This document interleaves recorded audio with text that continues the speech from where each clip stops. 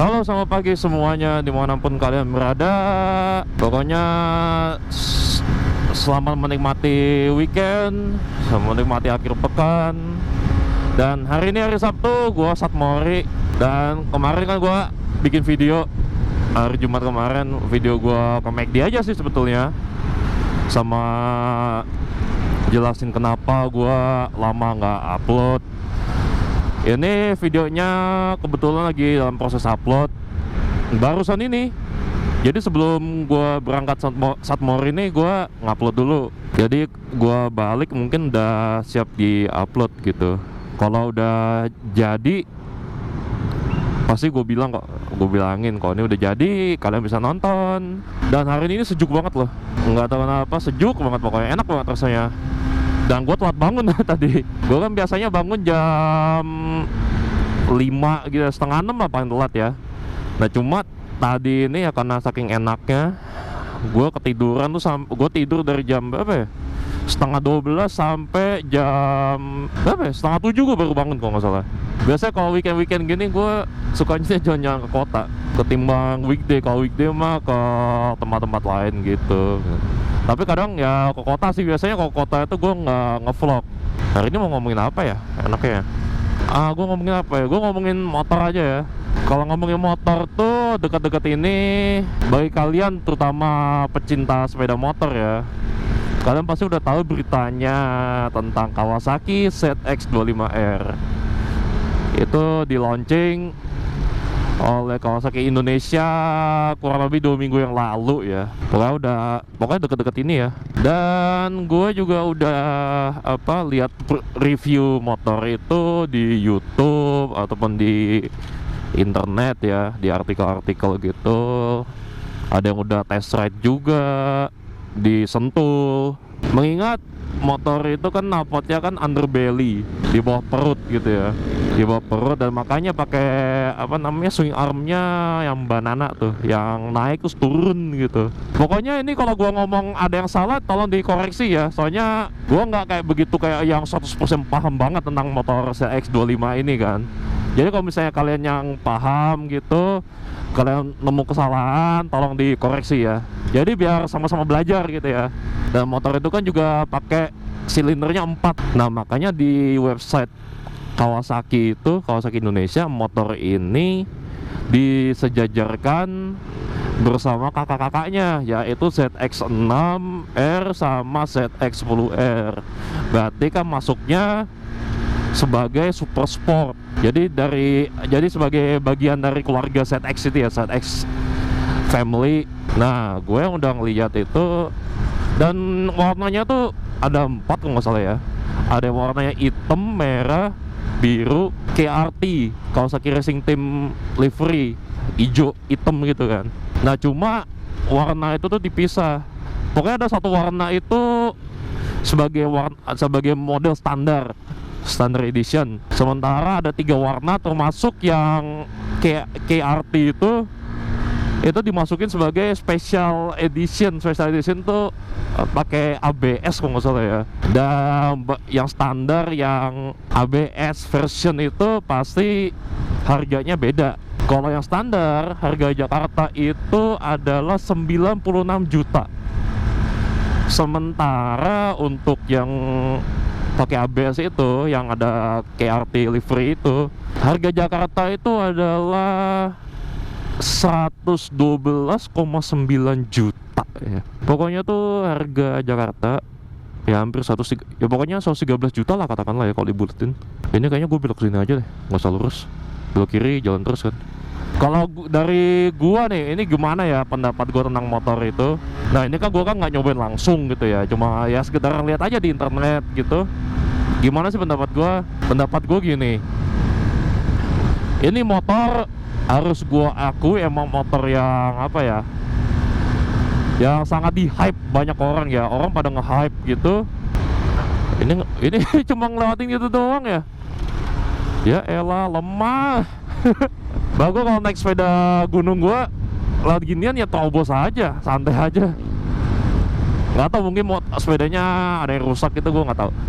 Oh ya, pokoknya gini, motor itu menurut gua tuh di hype banget sama orang ya. Orang tuh banyak menantikan kehadirannya. Ibarat seorang bapak menanti kehadiran seorang anaknya untuk pertama kalinya. Filosofi gua lo unik juga ya. Nah, orang tuh banyak yang nunggu-nunggu gitu. Nah, aslinya tuh kan dirilis bulan Maret, kalau nggak salah Maret tahun ini ya. HP bu harusnya dirilis Maret ini, cuma ya karena pandemi itu akhirnya diundur sampai bulan Juli ini kalau nggak salah ya. Bulan Juli ini baru dirilis, di launching. Dan kalau dari apa ya, kita ngomongin dari desain, kalau dari penampilan ya, penampilan yang satu ke notice, ini motor ini beda dari Ninja Family ya, Ninja biasa yang sport touring itu beda banget pasti. Lekukannya udah sejajar sama kakak-kakaknya yang di ZX Family itu. Dan dia pakai apa?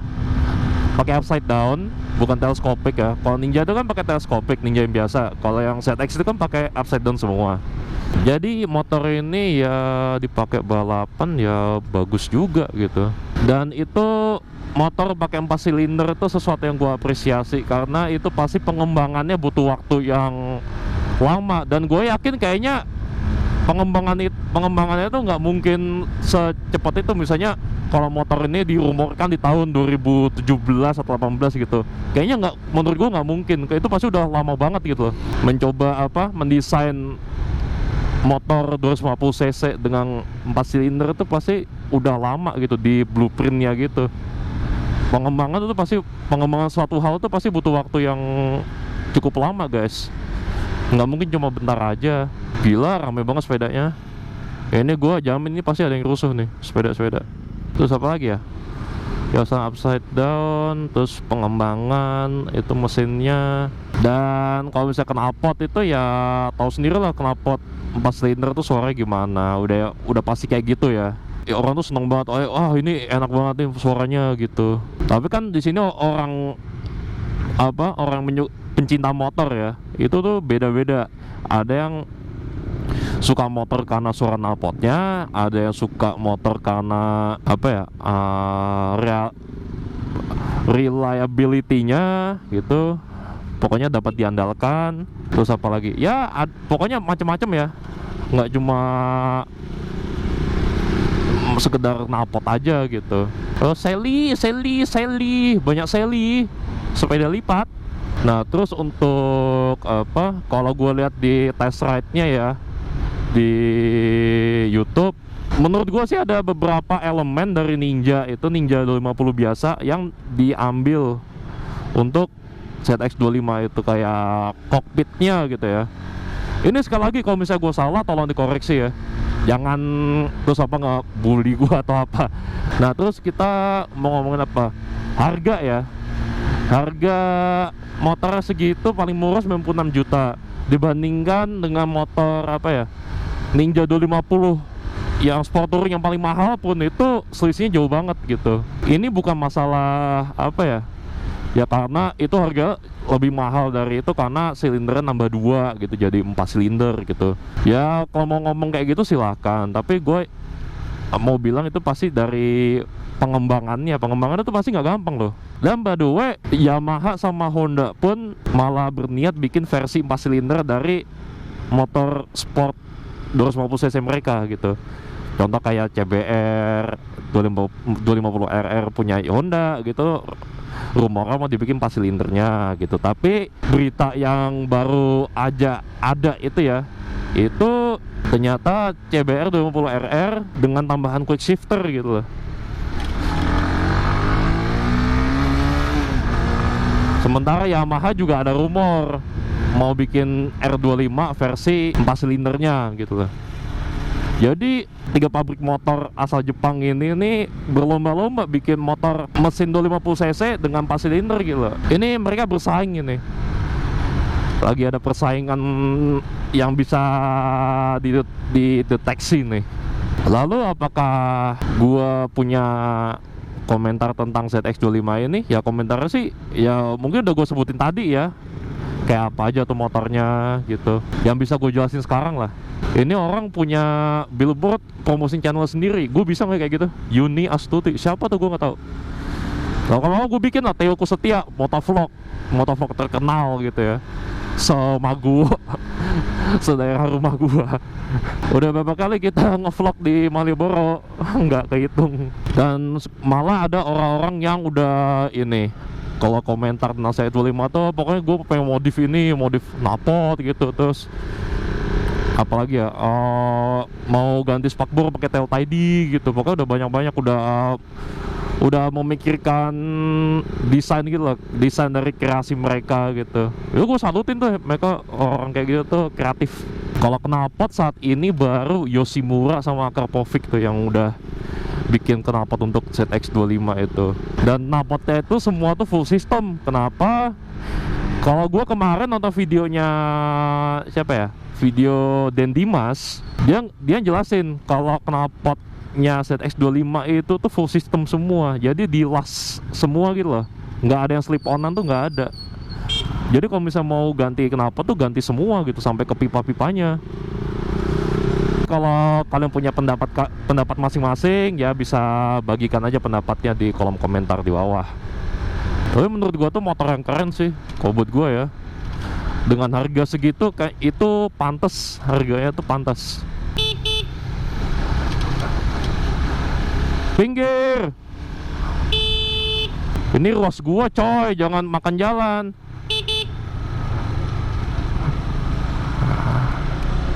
Jangan makan jalan.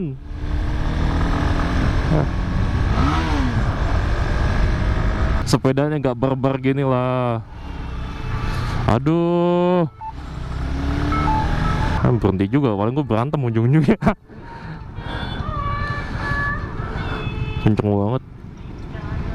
Nah kalau itu tuh bagus tuh contohnya, nunggu di lampu merah. Jadi yang sekarang arogan tuh malah pesepeda loh. Makanya pesepeda sekarang tuh apa ya, gue susah bedainnya sih antara pesepeda yang udah lama gitu, yang udah lama bersepeda, sama yang baru ikut gitu loh, baru ikut-ikutan tren gitu. Gue nggak ngerti. Gue aja kalau main HP tuh pasti pinggir dulu kok, mau ngecek chat WA atau mau ngecek Google Map. Mana pernah gue sambil jalan gitu sambil ngayu gue main HP, nggak pernah gue. Pasti berhenti dulu gitu loh. Mau jalannya sepi atau rame, ya gue tetap berhenti. Video gue kenapa sih nggak viral gitu ya? Coba video gue diviralin gitu sama orang-orang. Mungkin gue pengen tahu dong itu kalian yang sekarang doyan banget sepedaan gitu di kota kalian masing-masing ya. Itu tuh gimana? Pesepedanya tuh kalau di jalan teratur atau kayak tadi itu banyak yang seenaknya sendiri, ya nerobos lampu merah, makan ruas jalan gitu. Padahal nggak nyalip loh. Kalau misalnya mau nyalip mah nggak apa-apa, makan ruas jalan dikit habis itu balik ke jalurnya gitu. Itu gimana di tempat kalian? Semrawut seperti di Jogja atau malah lebih teratur gitu? Ini kalau weekdays ini nggak seramai ini loh. Weekdays itu yang jualan dikit malahan. Ini kalau weekend aja banyak biasanya. Ini gue lari di alun-alun kidul nih, satu putaran itu 500 meter tuh. Ini lama banget gue nggak kesini, ke Taman Sari. Udah buka loh tuh by the way tempatnya. Cuma ya gitu, kalau mau ke tempat wisata itu protokol kesehatan. Ya tau lah protokol kesehatan apa aja gitu, nggak usah dijelasin di sini juga. Udah pada ngerti juga kan. Saat Mori kalau menurut gue ya, kalau saat Mori sendiri tuh sepi banget. Kalau sepedaan apalagi, sepedaan tuh gue kapan tuh ditemenin Kanjeng Ratu malah, tapi gue nggak ngerekam sih. Ini aneh, orang kayak gitu rusuh banget sih. Kayak itu sebenarnya yang nyari rusuh tuh mereka, bukan gue. Lagian ya, lu kalau lampu merah, namanya lampu merah tuh kalau lu terobos itu berarti ada sesuatu yang salah sama lu gitu loh. Di Jakarta Pusat rame banget sepeda tuh. Gue pengen balik ke Jakarta sebetulnya, tapi ya lihat kondisinya kayak gitu dengan aturan-aturan seperti itu ya gue jadi males sendiri sih. Ya gimana ya, gue sebagai orang Jakarta malah males, nggak mau balik ke daerah asal gue sendiri, daerah apa tempat gue dilahirkan dulu. Nah gini kayak, nah gitu loh, tertib. Emang sesusah apa sih tertib itu? Kayaknya nggak susah deh, kecuali dari kecil lu nggak dididik gitu ya. Mungkin ya gue maklumi, tapi kalau dari kecil sebenarnya lu udah dididik gitu, tapi lu nya nggak nyantolin ilmunya di kepala kalian, itu ya berarti ada yang salah sama kalian. Ya sorry gue ngomong kasar gini, tapi ya kenyataannya emang gitu ya. Bener lagi 17-an. Jangan lupa beli bendera kalau belum punya bendera. Tuh. Lampunya masih merah loh. Lampunya masih merah, malah nerobos. Kocak. Dogo. Lucu ya? Gimana sih tuh? Ini kan jalan satu arah. Gua kalau jalan satu arah pun nggak ngelawan arus gua. Ya udah ikut arusnya aja. Jadi pokoknya sesama pengguna jalan raya, ya mau kalian naik sepeda atau naik motor atau mobil, pokoknya patuhi aturan lalu lintas gitu. Kalau ada lampu merah, lampunya merah ya berhenti, hijau baru jalan. Terus ya kalau sepeda ya berhenti di tempatnya gitu, jangan berhenti di tengah-tengah gitu. Itu membahayakan diri kalian sebetulnya kayak gitu tuh. Ya gue nggak akan capek marah-marah gue. Jadi masih banyak masih banyak pesepeda ya yang menurut gue meremehkan aturan lalu lintas gitu loh. Seakan-akan mereka tuh hitungannya bukan pengguna jalan gitu loh. Mereka tuh kayak apa ya, itu pejalan kaki, padahal enggak lah. Kan mereka kan di jalan raya. Ya jalan raya pasti ada aturan, ada rambu lalu lintas, dimana rambu itu kalian patuhi, bukan kalian langgar. Kalau kayak gitu ya jangan marah kalau dimarahin gitu, kalau kalian diprotes sama orang gitu, di kata-katain jelek sama orang lain, mau itu langsung atau di medsos gitu ya jangan marah sih. Gue negur tuh pasti, gue negur atau marahin gitu, itu pasti ada alasannya gitu. Terutama ke pesepeda sekarang yang sering ngelanggar lalu lintas gitu. Gue marah-marah gitu kenapa? Karena gue sayang sama lu gitu loh. Gue nggak mau kalau kenapa-napa gitu loh. yo gitu ya nanti. Ya ini ya gitu ya, gue peduli lah sama sesama pesepeda atau biker ya, peduli gue. Maka gue nggak mau ada kejadian apa-apa gitu lah. Oke, pokoknya udah cukup sampai sini dulu aja videonya. Terima kasih buat kalian yang udah nonton. Pokoknya jangan lupa like video ini, dan bagi yang belum subscribe channel gua, subscribe sekarang juga. Anyways, thank you for watching, and I'll see you next time on the next video. Goodbye.